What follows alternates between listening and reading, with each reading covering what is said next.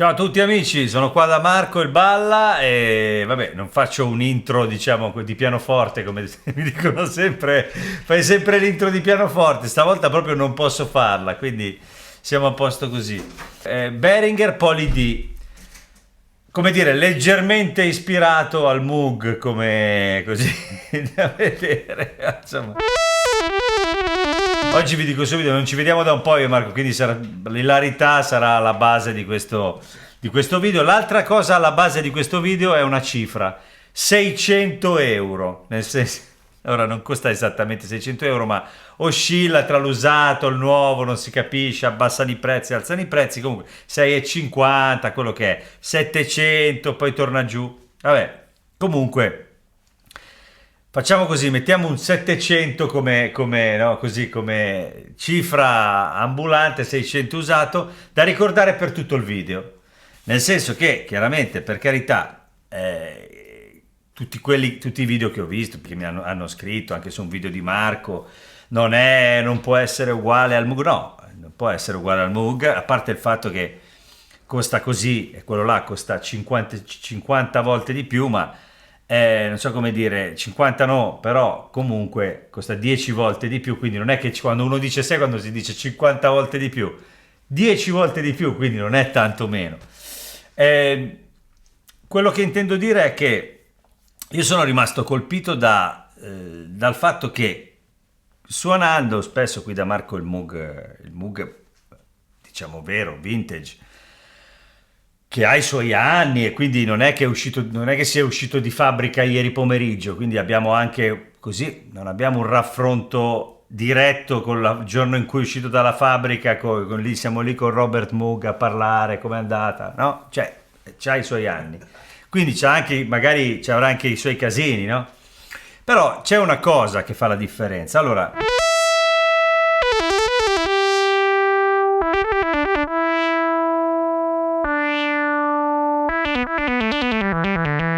Questo è un oscillatore.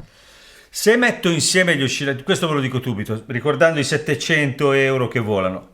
Se io parto da un solo oscillatore con quello là e parto con questo qua, anche se avrete visto prove dove sembrano identici, la forma d'onda, l'oscilloscopio, è la sensazione proprio nello stomaco che è differente. Musicalmente, artisticamente parlando, non ce ne deve fregare niente. Non è, e vi posso garantire che anche a occhi chiusi, se ve li mettono di fianco, a un certo punto senti una cosa che, per la mia esperienza, poi veramente ditemi, ammazzatemi, uccidetemi, però è veramente un briciolo che sull'oscillatore singolo si fa veramente sentire, cioè meno morbidezza, chiamiamola così, meno. Ho capito quello che dici, perché lo so, perché lo sento anch'io. Lo dice anche Marco, cioè è una cosa difficile da spiegare.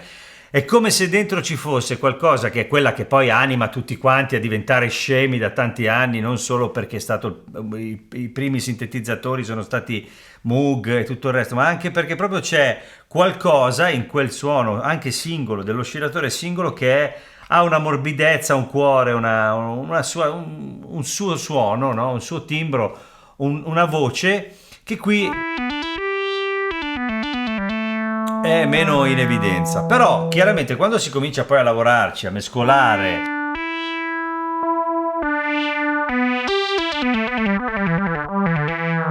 qui abbiamo il secondo oscillatore, possiamo scegliere la forma d'onda, chiaramente l'ottava, intonarlo,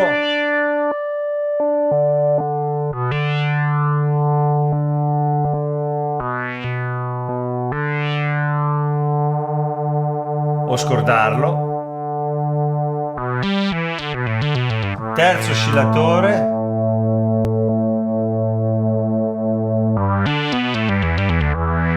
si comincia a entrare nella pornografia violenta e poi quarto oscillatore, perché questo ne ha 4,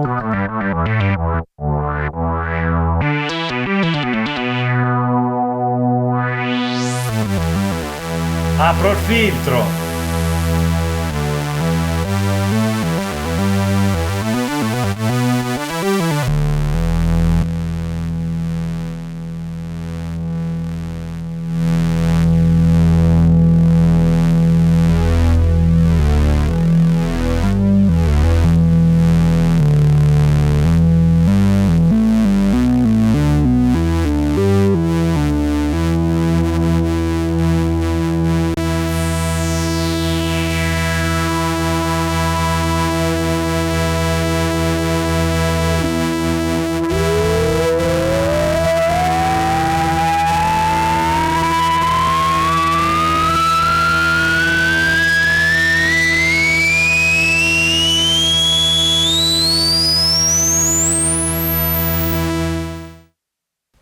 Sì, cani nel del senso, vicino. i cani stanno arrivando. Allora, cioè, nel senso, poi lavorandoci, chiaramente quello che succede sempre con uno strumento che in qualche modo sia derivato dal mondo dei sintetizzatori Moog, facendo questa cosa lentamente si passa attraverso tutti i dischi, tutta la discografia che si è ascoltata negli anni, dove c'era qualcosa fatto con un monofonico Moog e che aveva questo suono qua. E quindi ci sono tutti proprio le canzoni, ti vengono in mente quando a volte fai passi per dei settaggi degli oscillatori che si avvicinano a quella cosa là, magari c'hai il filtro un po' chiuso tipo quella roba lì e dici quello lì mi viene in mente quello mi viene in mente quell'altro. La cosa qui interessante è il fatto, come avete visto poi nell'introduzione, che questo sia polifonico. Polifonico è una parola grossa, nel senso che è parafonico, cioè abbiamo gli oscillatori e chiaramente gli oscillatori possono essere utilizzati per note diverse ognuno, e quindi nel momento in cui metto una situazione poli suona il primo. Adesso tolgo la distorsione perché ho fatto un po',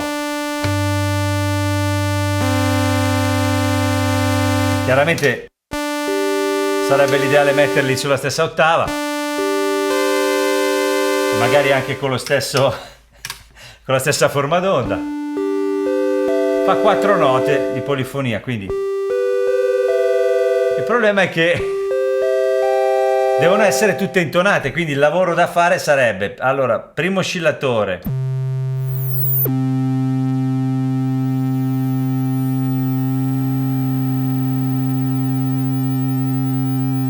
poi questo è bello stonato, questa è maggiore settima,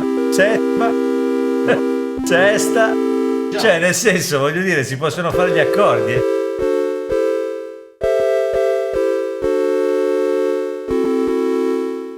Questa cosa qui è bellissima perché chiaramente permette una serie di... Poi vabbè, adesso noi stiamo ascoltando questo tipo di...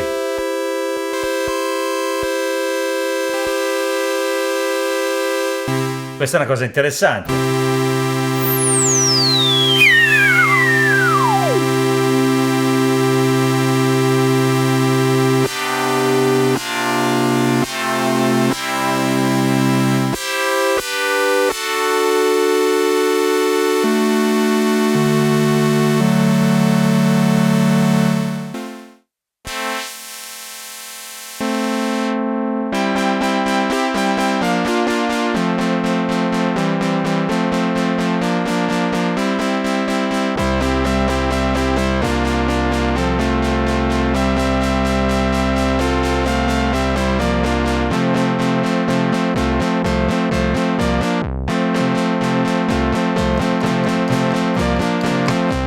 Insomma, fa la sua figura. Poi, chorus, e cambia il mondo proprio.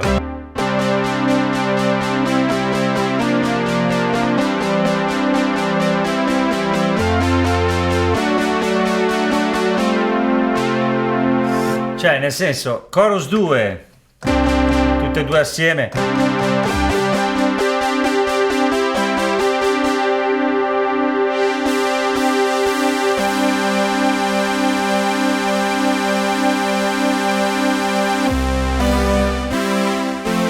E alla fine, no, nel senso, allora facciamo così, vediamo se riesco, ci arrivo,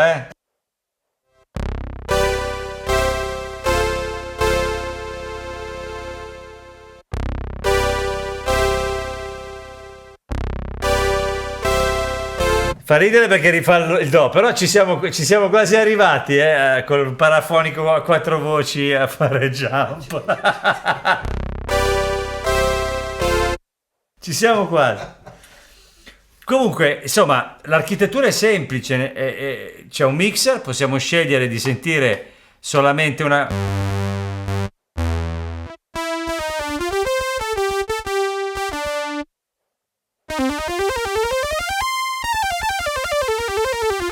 un oscillatore, aggiungere un altro, aggiungere un altro, aggiungere un altro. Poi possiamo scegliere che cosa Funzionerà, il filtro può essere in così o low o high del filtro, che tra l'altro funziona bene.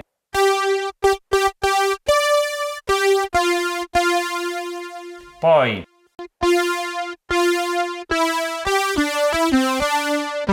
abbiamo l'inviluppo del filtro, chiaramente, quindi possiamo fare queste cose. E poi abbiamo la DSR, che nel caso del Moog poi puoi scegliere se usare il decay oppure no.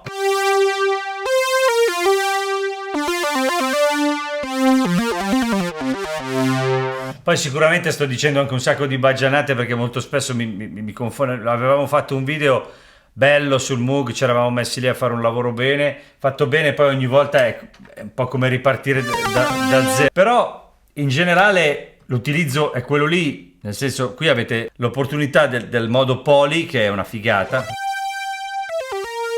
Poi c'è questa distortion, che se ve la volete utilizzare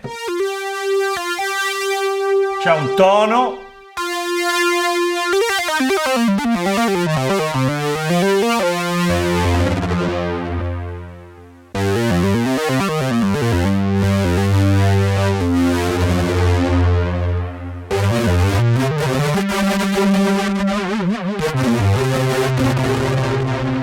Allora, una cosa che succede con il Moog, che soprattutto in queste situazioni dove c'è un distorsore, che si può essere anche esterno, se noi prendiamo due oscillatori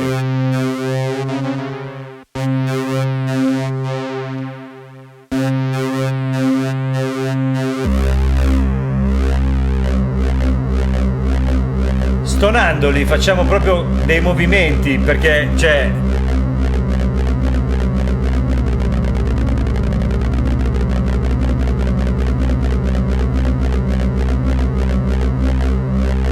a tempo, non so come dire.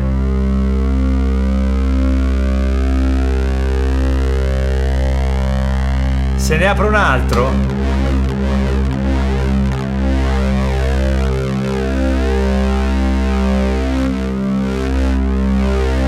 si vede come si irrancidisce.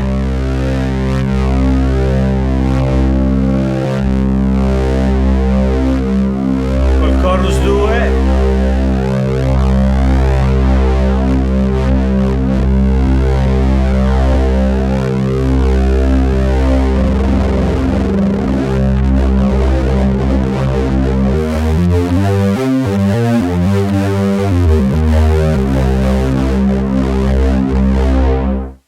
Cioè, nel senso, non mi sembra così male, no? Cioè, io lo sento suonare bene, lo sento suonare bello cattivo, sento una bella pacca. Si sente l'aspetto, diciamo, analog della questione. E poi, vabbè, ha chiaramente un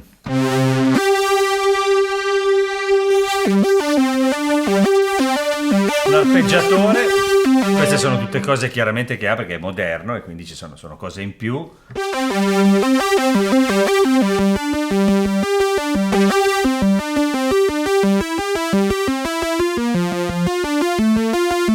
Cosa bella è che se utilizziamo l'arpeggiatore o lo step sequencer in modalità polifonica, chiaramente abbiamo i 4 oscillatori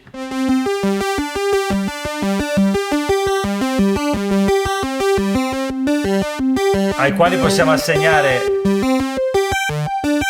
ottave diverse e forme d'onda diverse, no?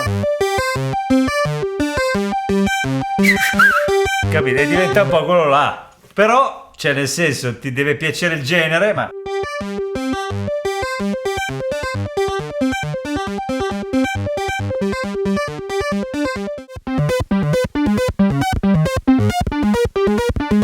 e poi stono tutto, chiaramente.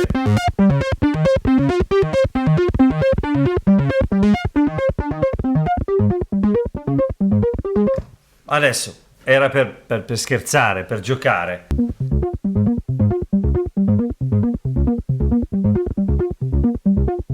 Vedi che poi capitano delle cose quando si stonano, cominciano a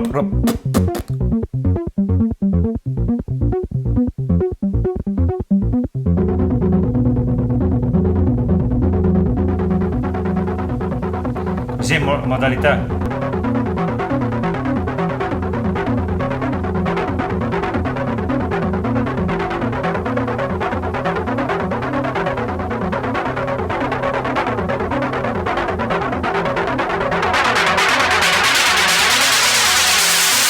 E qua sì, poi partono tutti a ballare, presente quando fanno che fanno 5 ore così, poi alla fine scoppiano tutti impastigliati. Comunque, vabbè. Flash Gordon l'altra sera c'era la Altro che Flash Gordon vedono c'era quelli. la colonna sonora così. Certo.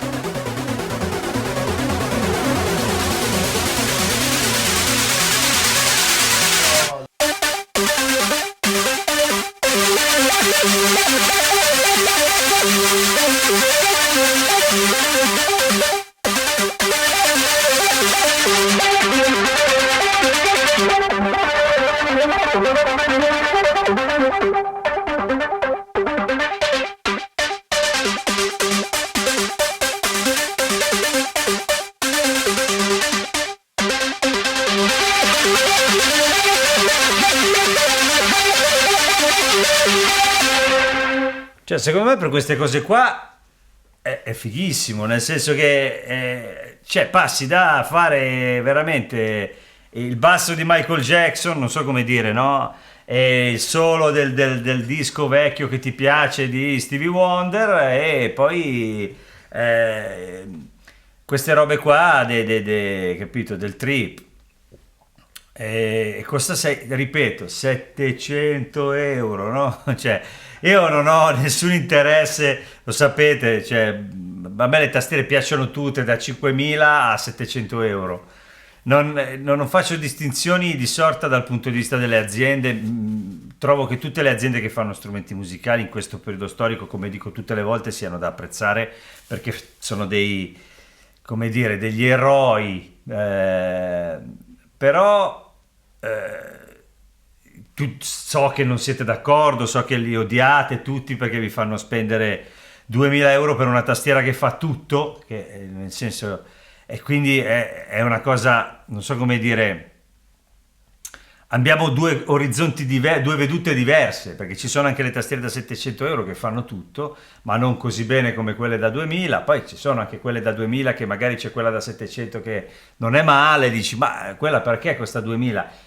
Ah, magari quell'altra che costa poco perché sta cercando di farsi conoscere, cioè, sono cose che succedono in tutti gli ambiti, no?